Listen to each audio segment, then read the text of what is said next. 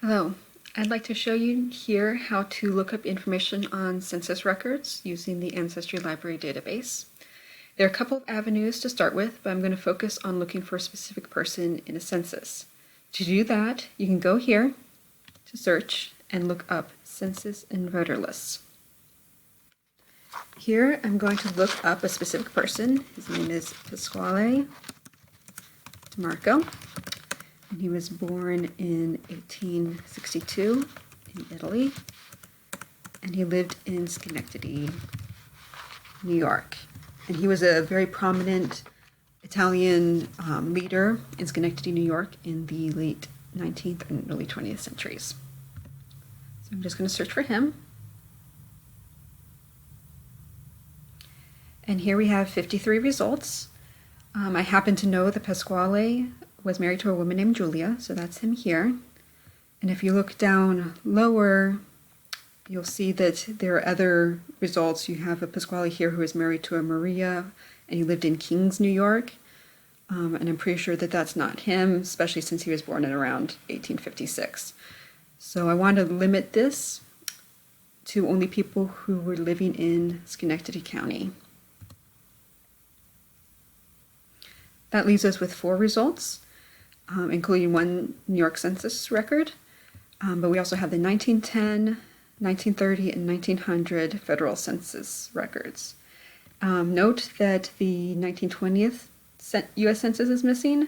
That likely means that either Pasquale didn't live in Schenectady in 1920, or there was an error in either the indexing or the census itself. One thing to really remember is that the census was taken by individual people who are only recording what the people in the households told them. If a person gave a different birth date for a family member or gave a nickname instead of a first name, it may be that the census taker wouldn't know any different and recorded just what they were told. If results are unexpected, try different spellings or fiddle with these limiters on the side so that the years and places are different. Your first results really should not be your only results. Okay, so let's just run down the information you can get from this 1910 census.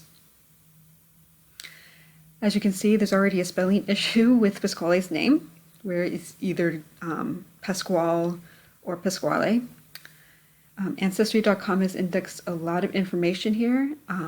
You have the age in 1910, birthplace, where he took his home in 1910 in Schenectady, where he lived, the street, race, gender, when he immigrated to the U.S. Here's marriage information, parents' information. Here's interesting, it says that his native tongue is in English,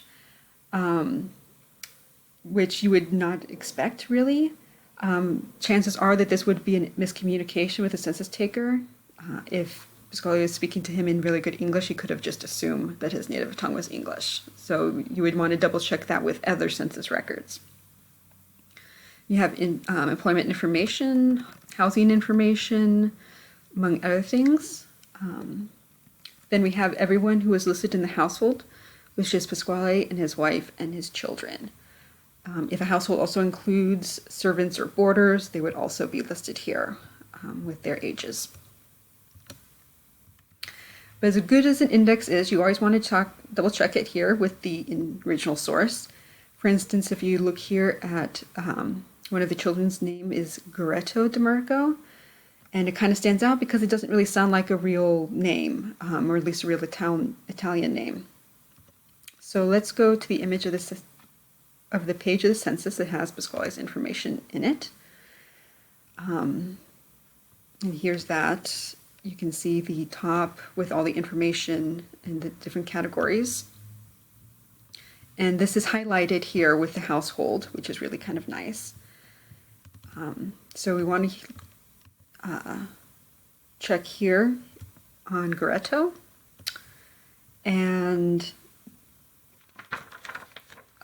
you can see that the census taker took down all the information in cursive, and cursive can sometimes cause issues with indexing.